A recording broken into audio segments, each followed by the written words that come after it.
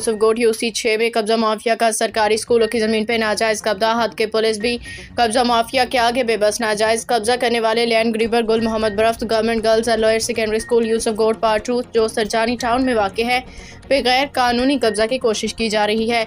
ऐसे मालूम होता है कि इलाके के थाने ने अपनी बेबसी का इजहार कर दिया, क्योंकि बार बार पुलिस हेल्पलाइन को इत्तला देने के बावजूद कार्रवाई अमल में नहीं लाई गई। महकमा तालीम की जानिब से भी पुरस्कार खामोशी देखी जा रही है, जो सूरत हाल को मज़ीद पेचीदा बना रही है। नतीजतन ऐसा मालूम होता है कि इंतजामिया कब्जा माफिया के सामने बेदस्तोपा हो गई। इलाके के लोग बेबसी के आलम में सूरत हाल का सामना कर रहे हैं। इलाका मकीनों का आला अफसरान से पुरजोर मुतालबा कि इन कब्जा माफिया के खिलाफ नोटिस लेके कार्रवाई की जाए।